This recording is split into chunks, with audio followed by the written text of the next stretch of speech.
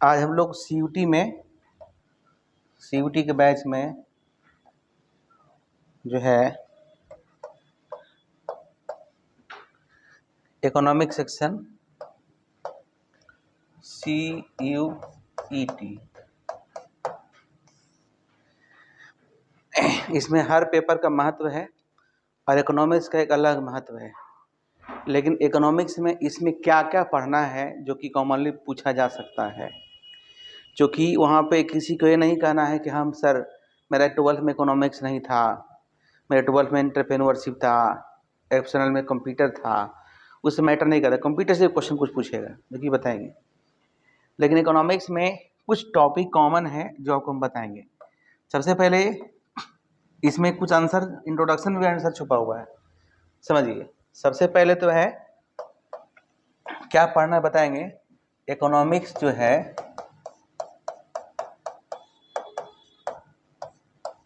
दो पार्ट होता है, ठीक है।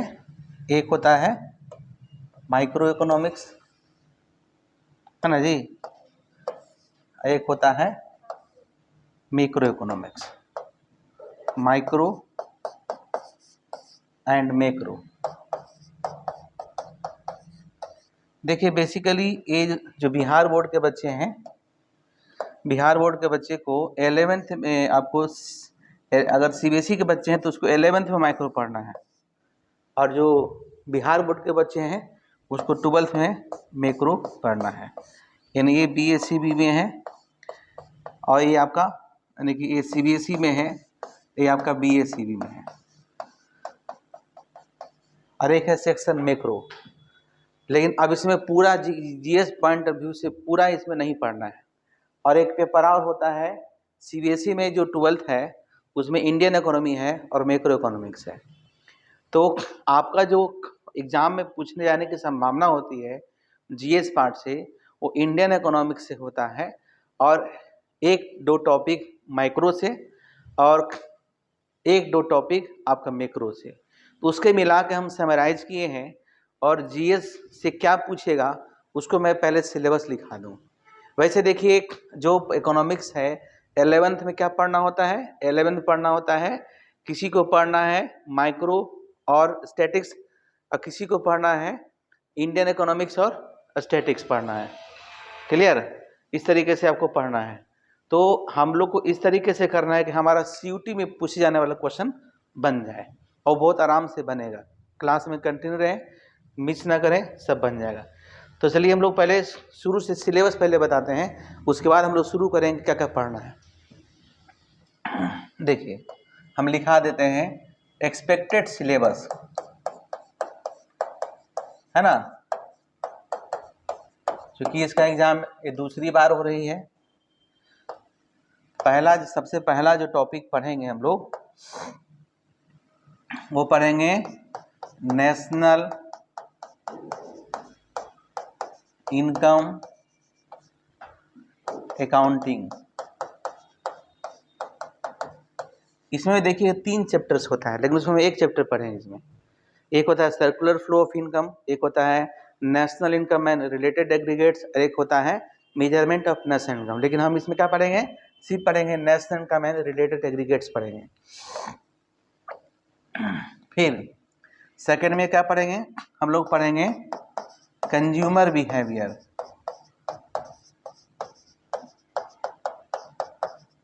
ये बेसिकली जो टर्म है ये मैक्रो का है, और ये जो है ये माइक्रो का पार्ट है। उसके बाद ये दोनों टॉपिक उठाएंगे, इसमें बहुत सारे सब टॉपिक हम सब बताएंगे आपको। तीसरा जो पढ़ना है, तीसरा नंबर में वो जो इंडियन इकोनॉमी है, इंडियन इकोनॉमी,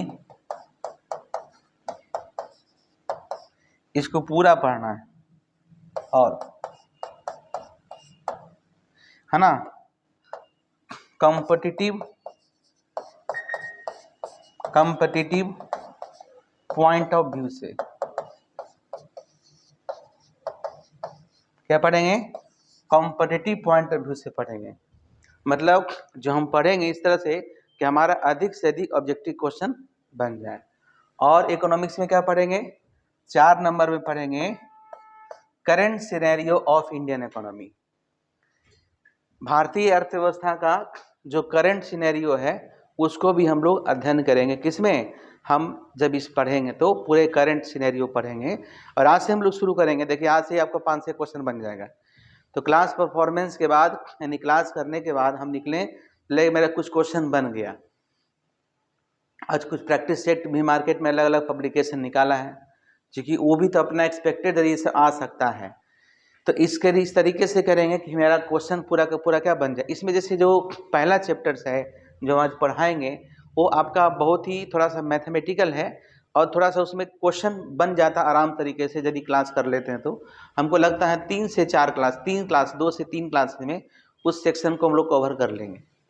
जैसे अब जीडीपी पढ़ेंगे तो जीडीपी देखोगे मैक्रो इकोनॉमिस्ट ऑफ, और भारत का जीडीपी कितना है, भारत का जीडीपी ग्रोथ क्या है, तो करंट हो गया, कभी ग्रोथ रेट क्या है, क्या एक्सपेक्टेड ग्रोथ रेट है, तो थोड़ा सा करंट से हम लोग पढ़ लेंगे। तो हम लोग जब पढ़ाएंगे यानी कि सप्ताह में 3 दिन हमारा ये पेपर चलेगा, है कि नहीं। और इस तरीके से हम लोग क्या करेंगे, इस सेक्शन को कवर कर लेंगे और ऑब्जेक्टिव क्वेश्चन भी हम लोग बनाने। एक्चुअली है क्या कि जब आप पढ़ने के बाद ऑब्जेक्टिव क्वेश्चन बनाते हैं तो फटाफट बन जाता है। यहाँ पर देख लीजिए, आप 2 तरह की तैयारी करते हैं। एक तैयारी होता है जिसको हम लोग बोलते हैं एकेडमिक्स, जो पढ़ रहे थे 11th 12th, और ये क्या है, कॉम्पिटिटिव है, तो इसका नज़रिया अलग है। उसमें लाना है आपको, उसमें लाना है 900% तक लाना है। ऐसे में हमको 50 नंबर आया तो मेरा एडमिशन कहीं हो जाएगा अच्छा जगह पे, ठीक है। इसलिए ये अगर इसमें से अगर 50 क्वेश्चन बना रहे हैं, 25 बन रहा है तो अच्छा है, खैर नहीं, क्योंकि इसमें क्वेश्चन थोड़ा सा अलग हटके होगा। और इसमें हम लोग एसेटिंग रीजनिंग टाइप क्वेश्चन भी बनाए हैं। हम आज आपको एक सैंपल भेजेंगे, देखिए किस तरीके से क्वेश्चन का पैटर्न हो सकता है। अब ऑब्जेक्टिव बहुत तरह का होता है। एक डायरेक्ट ऑब्जेक्टिव हो गया 4 ऑप्शन वाला, एक 4 में फिर 4 देता है, फिर रीजनिंग टाइप क्वेश्चन देता है। तो हर तरह के क्वेश्चन को हम लोग इसमें से बनाने का प्रयास करेंगे। तो बेसिकली सिलेबस हमारा यही है। अब इसमें से किसी किताब को कोई आपको बुक खरीदने के लिए अब नहीं करना है, क्योंकि 2-3 महीने के लिए कोई किताब खरीदना, जो कंपाइल्ड स्टडी मटेरियल यहाँ से मिलेगा, हम जो पढ़ाएंगे, जो कुछ देंगे, वही आपके लिए इम्पोर्टेंट्स है। क्योंकि किताब पढ़ने आप जो 12th की तैयारी कर रहे हैं उसको करते रहिए।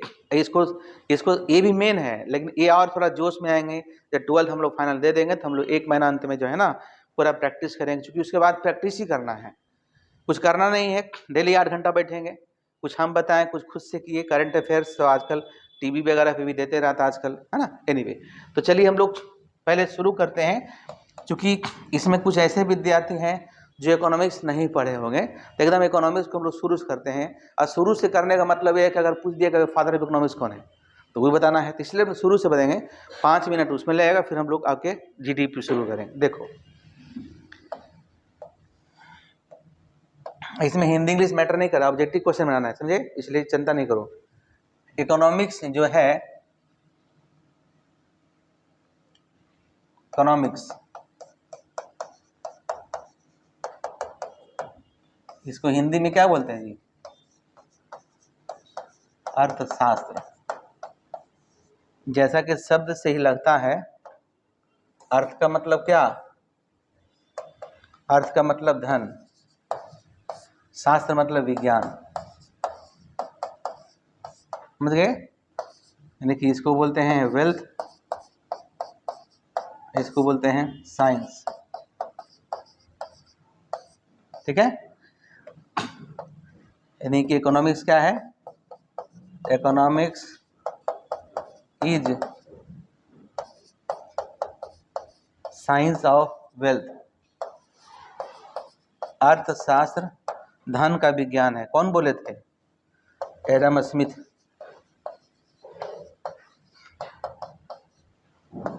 वर्ड के हिसाब से भी एडम स्मिथ कौन है, फादर ऑफ मॉडर्न इकोनॉमिक्स, याद हो गया, ठीक है।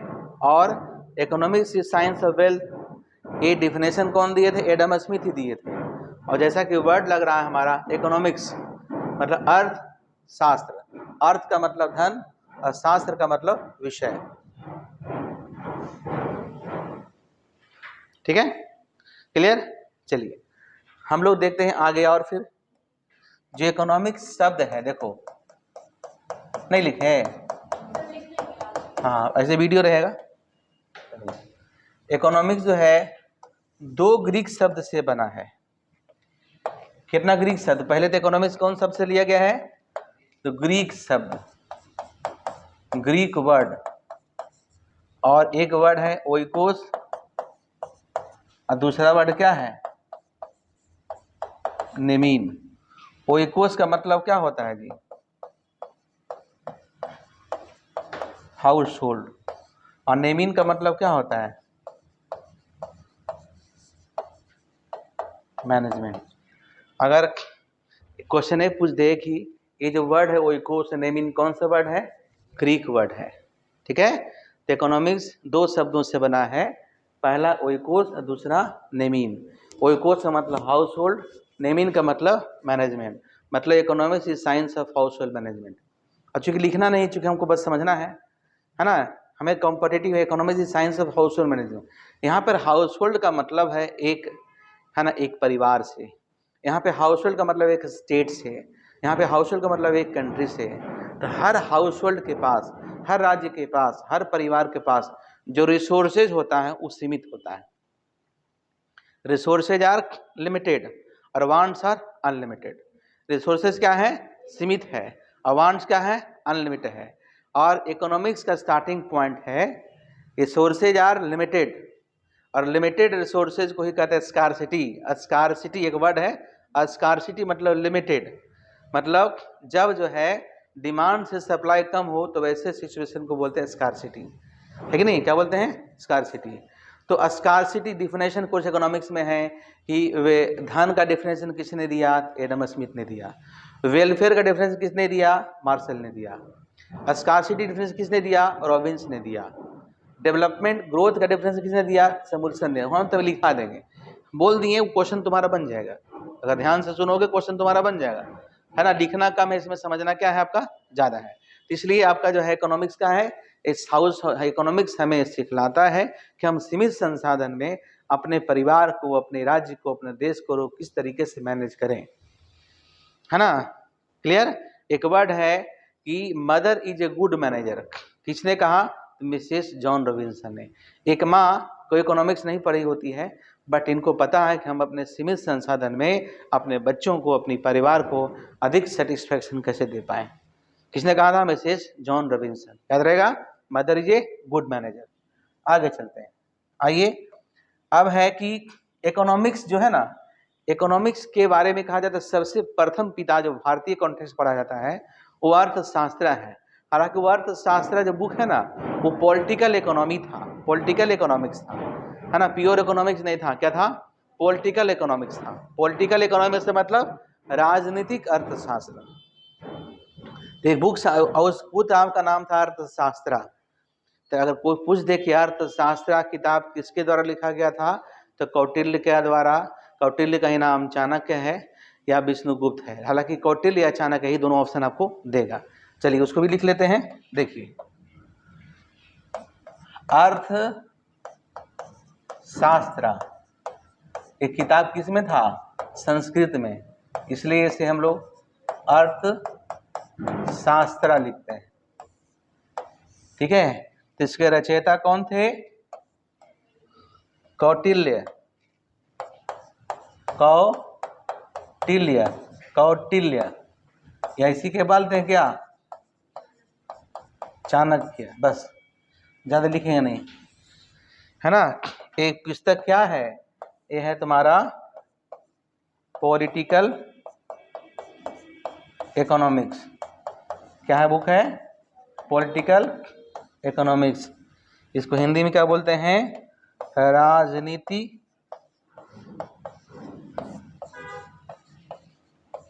अर्थशास्त्र। ठीक है, क्वेश्चन है कि अर्थशास्त्र बुक किसने लिखा? चाणक्य लिखे। याद हो गया?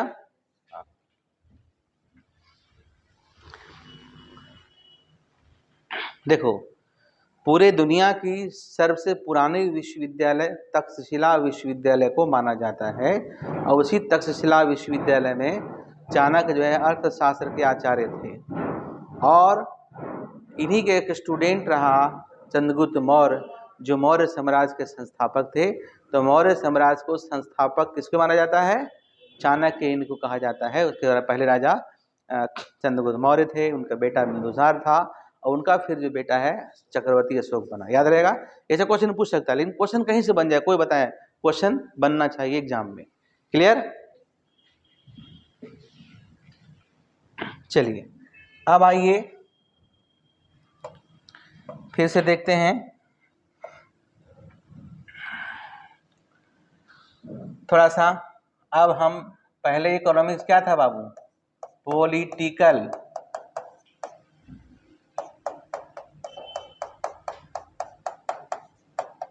इकोनॉमिक्स क्या था? पॉलिटिकल इकोनॉमिक्स था। इस पॉलिटिकल इकोनॉमिक्स को दो पार्ट में बांटा गया। पहला क्या था? पॉलिटिक्स। ये क्या हो गया? इकोनॉमिक्स। बोले अब इसको अलग अलग पढ़ा जाए, और इस काम को कौन किए थे? Adam Smith. कौन किए थे? Adam Smith. एडम स्मिथ कौन है? Father of modern economics. Father of modern economics, है ना? तो एक क्वेश्चन ये है कि who is the father of modern economics? Adam Smith.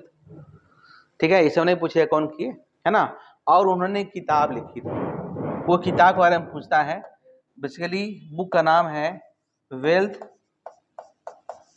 Of nation. तो वेल्थ ऑफ नेशन कौन लिखे थे? कब लिखे थे? 1776 में लिखे थे। कब लिखे थे?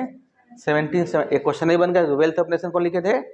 एडम स्मिथ ने। अगर पूछ दे कि किताब का पूरा नाम क्या है, तब किताब का पूरा नाम था an inquiry into the nature and causes of wealth of nation and causes of wealth of nation. समझ गए? वेल्थ क्या क्वेश्चन बना के ना कि किसने लिखा, सा बन जाएगा क्वेश्चन। जब प्रैक्टिस करने बैठोगे तो खटखट बन जाएगा। वेल्थ ऑफ नेशन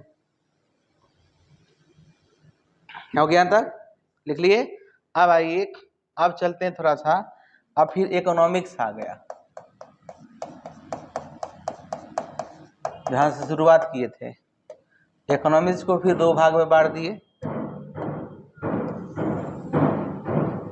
ठीक है, पहला क्या होगा, दूसरा क्या होगा? तो इकोनॉमिक्स में दो भाग में कौन बांटे थे? रैगनर फ्रिच बांटे थे। कौन बोले थे? Ragnar Fritz. क्वेश्चन पूछता है कि इकोनॉमिक्स को माइक्रो और मैक्रो शब्द कौन दिए? तो रैगनर फ्रिच दिए थे। कब दिए थे? 1933 में दिए थे। क्या दिए थे?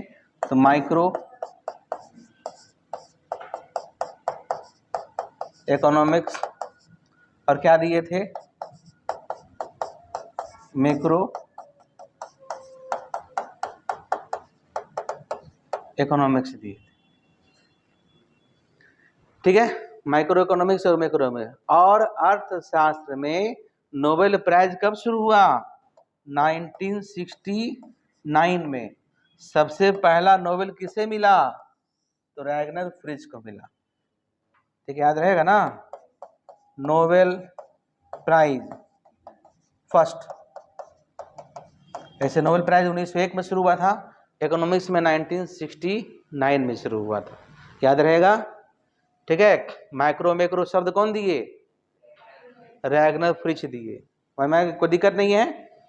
हाँ, अब देखो और भी है, इससे आगे वो क्लास में बताते हैं कि माइक्रो के फाउंडर मार्शल थे, मैक्रो के फाउंडर कौन थे? जेम केन्स थे। थोड़ा सा लिखा देते हैं कि उनकी किताब है कि प्रिंसिपल ऑफ इकोनॉमिक्स कौन लिखे? तो मार्शल लिखे। जनरल थ्योरी कौन लिखे थे? कितना क्वेश्चन बना, क्वेश्चन पे क्वेश्चन, क्वेश्चन पे क्वेश्चन आपको चलो इसको हटा दें। शॉर्ट में लिख रहे हैं। देखो, इसके फाउंडर या फादर कौन है जी? प्रोफेसर मार्शल, है ना। इनकी किताब है प्रिंसिपल ऑफ इकोनॉमिक्स।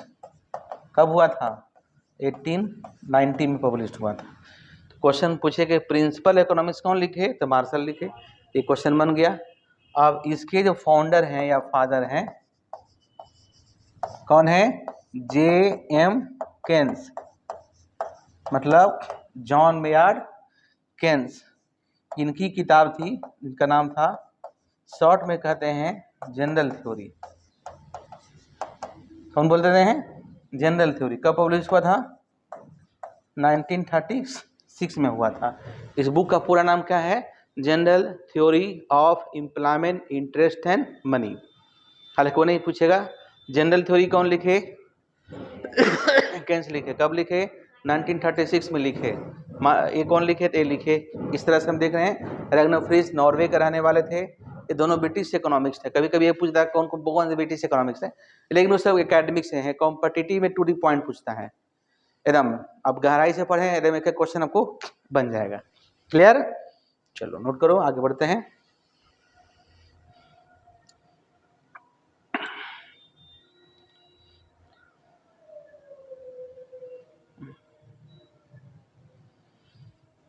थोड़ा सा बेसिक है, हो गया?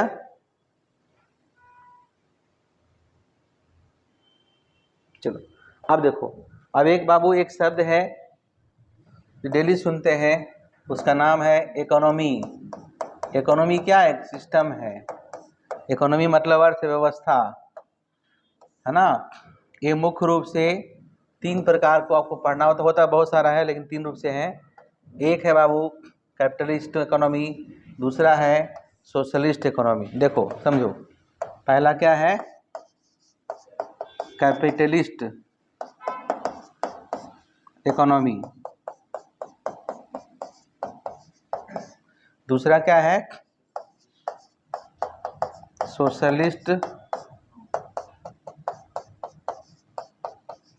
इकोनॉमी। और तीसरा क्या है? Mixed economy. और उससे बहुत डिटेल्स नहीं, हम थोड़ा थोड़ा करके छोड़ देंगे। क्यों? क्योंकि आपका क्वेश्चन बनना चाहिए।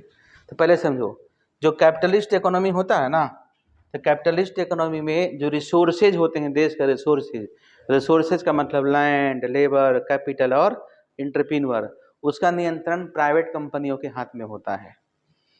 ठीक है, निजी उद्यमियों के हाथ में होता है। जैसे एग्जांपल दिया था कि कैपिटलिस्ट इकोनॉमी को है नहीं रियल वर्ल्ड में, यूएसए है ना, फ्रांस, जर्मनी, है कि नहीं। तो कैपिटलिस्ट इकोनॉमी में जो प्राइस का, किसी वस्तु के मूल्य का जो निर्धारण होता है, वो डिमांड और सप्लाई के आधार पर होता है ना। जैसे higher the price lower demand, lower the price higher demand.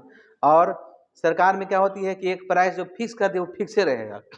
जैसे रेलवे का टिकट है, पैसेंजर कम है तो उतने दाम लेगा, ज़्यादा है उतने दाम लेगा। लेकिन यही प्राइवेट सेक्टर होता है, जैसे प्लेन में जो प्राइस का डिटर्मिनेशन होता है उसे फ्लेक्सी प्राइस सिस्टम कहते हैं। ये फ्लेक्सी प्राइस सिस्टम क्या होता है कि in price determination government does not interfere, government interfere नहीं करती है ना। तो कैपिटलिस्ट इकोनॉमी में रिसोर्सेज का नियंत्रण किसके पास होता है? प्राइवेट उद्यमियों के पास होता है। कैपिटलिस्ट इकोनॉमी का जो विचारधारा, जो फाउंडर हैं, उनका नाम है एडम स्मिथ। क्या नाम है बाबू? Adam Smith. इसमें रिसोर्सेज का नियंत्रण क्या होता है? प्राइवेट एंटरप्रेन्योर के हाथ में होता है। सोशलिस्ट इकोनॉमी के जो हैं उनका नाम है कार्ल मार्क्स। नाम सुने होंगे? कार्ल मार्क्स, नाम सुना सुना लग रहा है। और इसके एग्जांपल है नॉर्वे है, फिनलैंड एक्सेट्रा, कुछ कंट्री है। और मिक्स्ड इकोनॉमी, रसिया है लेकिन प्योर नहीं कर सकते, मिक्स्ड इकोनॉमी। तो मिक्स्ड इकोनॉमी की विचारधारा कौन दिए थे? J.M. केन्स। अभी पढ़ाए हैं। इंडिया क्या है? मिक्स्ड इकोनॉमी, है ना। इंडिया क्या है? Mixed economy. इंग्लैंड का पूछ सकता है इंडिया कैसा इकोनॉमी है? इंडिया मिक्स्ड इकोनॉमी है। अमेरिका कैपिटलिस्ट इकोनॉमी है। क्लियर? चलिए इसमें रिसोर्सेज का नियंत्रण केंद्र सरकार के हाथ में होता है, इसलिए समटाइम्स इसे कमांड इकोनॉमी कहते हैं। इसमें रिसोर्सेज का नियंत्रण प्राइवेट और पब्लिक, यानी कि इसमें PPP मॉडल होता है, पब्लिक प्राइवेट पार्टनरशिप, है ना। ये मिक्स्ड इकोनॉमी का एग्जाम्पल है, ठीक है। हाँ, यहाँ तक ये बेसिक बातें हैं जो कि हम लोग क्लास में 5-6 क्लास में पढ़ते हैं, जो कि आपको 10-15 मिनट में आपको हम कवर कर दिए। अब हम लोग को जो पढ़ना आज से शुरू जो करना है वो है national income and it's related aggregates पढ़ना है। हो गया यहाँ तक? आगे बढ़ते हैं। देखो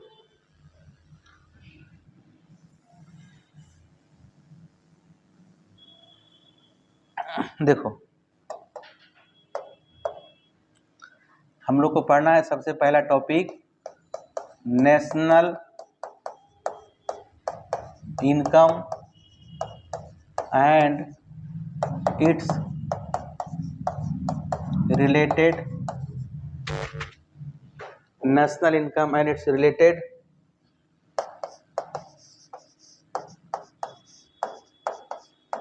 एग्रीगेट्स।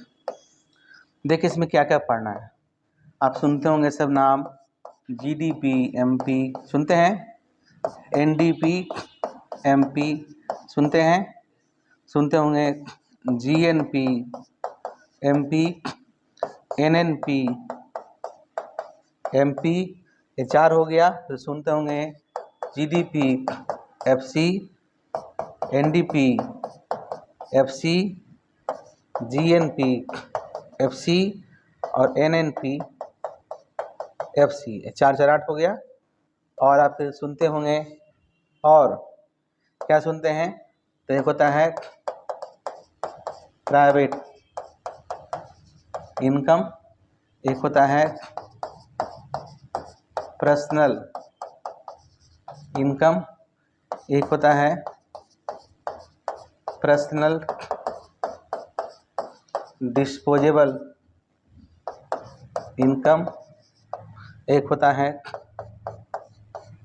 नेशनल डिस्पोजेबल इनकम, है ना। इतना ही हमको पढ़ना है फिलहाल। और इसके करेंट कॉन्टेक्स्ट में भी हम लोग को पढ़ना है। इतना के अलावा इसको हम लोग करेंट कॉन्टेक्स्ट में हमको पढ़ना है, ठीक है। तो चलिए पहले एक आज सिखा देते हैं, ये वाला सिखा देते हैं क्या होता है, फिर हम लोग एक एक करके देखें, ताकि आज जाइएगा, देखिए बहुत सारा क्वेश्चन बनना शुरू हो जाएगा। लेकिन अभी इस पर ध्यान नहीं देना है, अभी और भी तैयारी करना है, ठीक है। हम यहाँ से खुद जो है आपको ऑब्जेक्टिव क्वेश्चन वगैरह यहाँ से आपको मिलेगा, ठीक है। तो चलिए देखो बाबू, मान लिया ये जो है ना एक चित्र बनाते हैं, मान लिया कोई देश है, चलो इंडिया ही बनाने का प्रयास करते हैं, है ना जी। अब पूरा तो नहीं बनेगा, लेकिन ट्राई करने में क्या दिक्कत है ना। चलो बन गया, एक कंट्री बन गया। तो इसको हम लोग क्या बोलते हैं, इस लाइन को हम लोग कहते हैं ज्योग्राफिकल बाउंड्री। क्या बोलते हैं, इसको बोलते हैं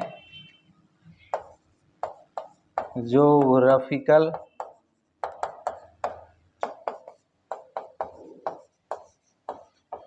बाउंड्री। अब इस इकोनॉमी के अंदर बहुत सारे वस्तुओं का उत्पादन होता है, बहुत सारे वस्तुओं का। तो देखिए एक चीज़ और याद रखिए कि हम जो राष्ट्रीय आय इकोनॉमिक्स में पढ़ते हैं, 2 तरह का चीज़ होता है, एक होता है इकोनॉमिक एक्टिविटी, एक होता है, इसके पहले क्या और पढ़ा दें तो बता दें। देखो इसके पहले बता दें, मनुष्य जो भी काम करता है ना उसे हम लोग कहते हैं ह्यूमन एक्टिविटी। क्या कहते हैं, ह्यूमन एक्टिविटी, मानवीय क्रियाएं। अब इस मानवीय क्रियाओं को, है ना, इस मानवीय क्रियाओं को कौन है, एक व्यक्ति है मार्शल, भी नाम बताए थे।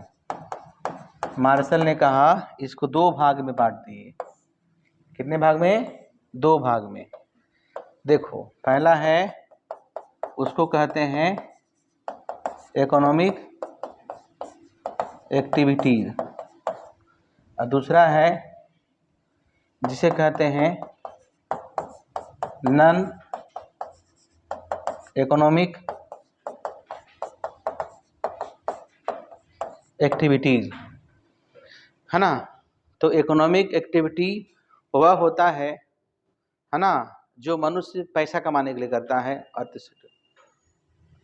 और नॉन इकोनॉमिक एक्टिविटी वह होता है जो समाज सेवा के भाव से किया जाता है, यानी इसको सोशल एक्टिविटी भी कहते हैं। तो इसका अध्ययन हम लोग समाज शास्त्र में करेंगे। क्या करेंगे? जैसे लाइफ दो तरह का होता है, पर्सनल और प्रोफेशनल। माँ अगर बच्चों की सेवा करती है तो उसे भी खुशी मिलता है ना, वो आता है सोशल एक्टिविटी में। वही माँ अगर एक नर्स के रूप में या डॉक्टर के रूप में अपने क्लिनिक में काम करती है तो उससे सेटिस्फेक्शन कब मिलेगा? जब उसको पैसा मिलेगा तब मिलेगा। ठीक है, दोनों पार्ट है लाइफ का, पढ़ते हैं ना, लाइफ को दोनों पार्ट है। आप यहाँ पे पढ़ते हैं, पैसा पे करते हैं। अब मेरे एक मोहल्ला में घर में कोई रहता है, अगर पूछता है थोड़ा पैसा उससे ले जाता है। There are two parts of life, personal और प्रोफेशनल। तो इकोनॉमिक्स में सिर्फ हम लोग प्रोफेशनल चीज़ की बात करते हैं। ठीक है, तो इकोनॉमिक्स में हम लोग सिर्फ इकोनॉमिक एक्टिविटी का अध्ययन करते हैं, नॉन इकोनॉमिक एक्टिविटी का अध्ययन हम लोग समाज शास्त्र में करेंगे। ठीक है, ऐसा हम नहीं कहते हैं, ऐसा मार्शल साहब कहते हैं। ठीक है, तो देखिए उसी तरीके से हमारे जो इकोनॉमी है, इकोनॉमी में बहुत सारे वस्तुओं को उत्पादन होता है, तो फ्री में नहीं, उसका कुछ वैल्यू होता है। तो मान लिया देखो कि वीट मतलब क्या होता है? गेहूं। क्या होता है? गेहूं। मान ले एक साल में 100 केजी गेहूं का उत्पादन होता है ना, 100 केजी गेहूं का। और मान ले कि राइस है और 200 केजी राइस का उत्पादन होता है। ठीक है, और भी बहुत सारा सामान हो सकता है, लेकिन समझना है तो ये जो सामान है इसको क्या बोलेंगे? प्रोडक्ट। क्या बोलेंगे? प्रोडक्ट। ये जो अंदर वाला एरिया है इसको बोलते हैं डोमेस्टिक प्रोडक्ट, इसको बोलते हैं फॉरेन एरिया, फॉरेन प्रोडक्ट। तो हम लोग इसको ले रहे हैं ना, क्या है? ये है डोमेस्टिक प्रोडक्ट। क्या बाबू? Domestic product. तो वैल्यू हम जब निकालते हैं तो ग्रॉस और नेट निकालते हैं, तभी पहले ग्रॉस के टर्म में देखते हैं। यही हो गया आपका जीडीपी। क्या हो गया? जीडीपी हो गया, मतलब ग्रॉस डोमेस्टिक प्रोडक्ट है ना। अब ये सामान है तो इसका मार्केट में कुछ वैल्यू होगा। तो मान लिया ये है ना 10 रुपये किलो, ये जो है आपका 5 रुपये किलो, मानने में क्या दिक्कत है? तो ये जो 10 रुपया 5 रुपये क्या है? वो है मार्केट प्राइस। इसी तरह से लिखा होता है एमपी। एमपी मतलब मार्केट प्राइस। इसको क्या पढ़ेंगे? इसको पढ़ेंगे gross domestic product at market price. यहाँ तो कोई दिक्कत नहीं है ना। अब जीडीपी होता क्या है तो समझ गए। GDP stand for gross domestic, ये भी पूछ सकता है, GDP stand for gross domestic product. तो जीडीपी कैसे निकालते हैं? तो देखो जीडीपी एमपी इक्वल टू, आप सिंपल सी भाषा देखें, जब किसी वस्तु को उत्पादन करते हैं और उसको बाजार में बेचते हैं तो उससे जो पैसा मिलता है उससे हम लोग अपना इनकम कहते हैं। ठीक है, तो दो सामान है, तो सामान जो उत्पादन किए है, सामान जो बेचे, कैसे निकालते हैं? निकालते हैं ना प्राइस इनटू क्या? क्वांटिटी। क्या करेंगे? जैसे 4 रुपया प्राइस है, 3 किलो बेचे तो कितना आया? 12 रुपया आया। इसको रेवेन्यू भी कहते हैं, पढ़ते थे माइक्रो इकोनॉमिक्स में, आया समझ में? तो प्राइस किसका? वीट का। क्वांटिटी किसका? वीट का। तो हमें पता चलेगा वीट से बेचने से कितना पैसा आया, प्लस कर देंगे प्राइस ऑफ क्या? Rice into quantity of rice. Notation है, हम लिखा देंगे। तो अगर ये निकालेंगे तो कितना होगा? देखो तो 10 इंटू 100 और प्लस कर देंगे 5 इंटू 200, यानी हो गया 1000 और प्लस कितना हो जाएगा? 1000 होगा ना जी? 20-2500 होगा ना 1000। ठीक है, तो कितना हो जाएगा? 2000। तो क्या है? इनकम है। नहीं समझी? क्या है? इनकम है। अगर ये देखो, अगर ये उत्पादन बढ़ेगा 100 किलो से 200 किलो हो जाएगा, देश का इनकम क्या होगा? बढ़ेगा। जब उत्पादन बढ़ेगा देश का इनकम बढ़ेगा। लेकिन ऐसा भी तो हो सकता है कि मूल्य बढ़े तो इनकम बढ़ जाए, ये वाला एरिया बढ़ जाए, इसलिए कांस्टेंट रखा जाता है। तो दो तरह का प्राइस होता है, एक होता है बेस ईयर, एक होता है करेंट ईयर। एक क्वेश्चन, भारत का भी बेस ईयर क्या है?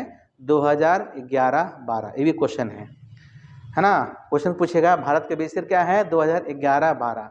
भारत में बेस ईयर कौन डिसाइड करता है? CSO। CSO मतलब क्या? Central statistical organisation. भारत में नेशनल कौन कौन कैलकुलेट करता है? CSO या CSI, सेंट्रल स्टैटिस्टिकल इंस्टीट्यूट, है ना। आइए में इसका स्थापना कब हुआ? देखिए 1852 के आसपास है, एग्जैक्ट डेट हमको याद नहीं है। क्लियर। उसी तरीके से आपका जो राष्ट्रीय आय GDP है, सबसे पहले कौन दिए थे? तो साइमन कुजनेट दिए थे। एकदम कॉपी कलम याद रखो, लिखते रहो, हम बहुत कुछ बोलते हैं। साइमन कुजनेट दिए थे। GDP का उपयोग सर्वप्रथम अर्थव्यवस्था को मापने के लिए कौन से कंट्री ने किया उपयोग? अमेरिका ने किया था। यूएस कांग्रेस मतलब यूएस पार्लियामेंट किया था। GD यानी कि नेशनल इनकम के फादर किसे कहते हैं? तो रिचार्ड स्टोन को राष्ट्रीय आय का फादर कहा जाता है। भारत में सबसे पहले राष्ट्रीय आय कौन कैलकुलेट किए थे? दादा भाई नेहरू ने किया था। उसके बाद कौन किए थे? VKRB राव किए थे। ये सब इंडियन इकोनॉमिक्स में भी क्वेश्चन दिया हुआ है, बन जाएगा। कितना सारा क्वेश्चन बता दिए, ठीक है। तो इस तरीके से हम लोग दोनों पार्ट पढ़ेंगे। तो GDP क्या है? देश का इनकम। GDP का फ्लो कंसेप्ट, इनकम फ्लो होता है, कैपिटल स्टॉक कंसेप्ट होता है, याद रखना। Capital stock concept, income flow concept. GDP क्या है? Flow concept. GDP क्या है? देश का इनकम, है ना।